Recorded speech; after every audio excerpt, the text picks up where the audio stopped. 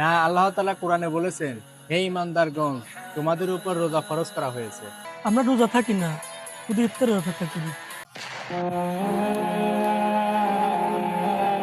কে বন্ধু, কোনে যাস? এই তো বন্ধু সামনে আগাচ্ছি। তুই রোজা আছিস বন্ধু? আলহামদুলিল্লাহ, রোজা আছি। কেমন লাগছে রোজা? আলহামদুলিল্লাহ, কষ্ট আছে কিন্তু ভালো লাগছে। ভাই ভালো লাগার কি আছে, শুধু পেট খালি।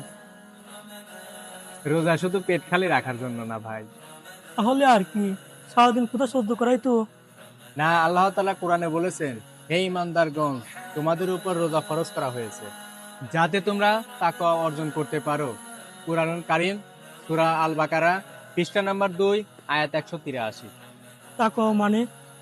তাকওয়া মানে আল্লাহকে ভয় করে চলা, যেখানে কেউ দেখছে না তবুও গুনাহ না করা। কিন্তু ভাই গরমের মাথা ঠিক থাকে না। সেজন্যই তো রোজা, ধৈর্য শেখানোর জন্য। নিশ্চয়ই আল্লাহ তাআলা ধৈর্যশীলদের সাথেই আছে। কুরআনুল কারীম, সূরা আল বাকারা, পৃষ্ঠা নাম্বার 2, আয়াত 153। তাহলে কি রাগ করলে রোজার ক্ষতি? রোজা ভাঙে না, কিন্তু সোয়াব কমে যায়। রোজা শুধু ক্ষুধা না, চরিত্র ঠিক করা। আমরা রোজা থাকি না, শুধু ইফতারের অপেক্ষা করি। রমজান শুধু ইফতারের জন্য না, এই মাসে কোরআন নাজিল হয়েছে।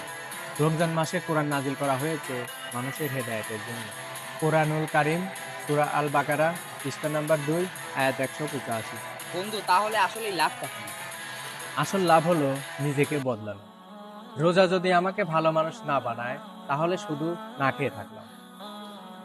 হয়তো শুধু আমি না খেয়েই থাকছি। এখনো সময় আছে ভাই, রমজান এখনো শেষ হয়নি। রমজান কদর করো, রোজার মাস বদলে যাও, গুনাহ ছেড়ে দাও, নতুন করে আচ্ছা পিছনের ভুল ভ্রান্তি যা হইছে সব ছেড়ে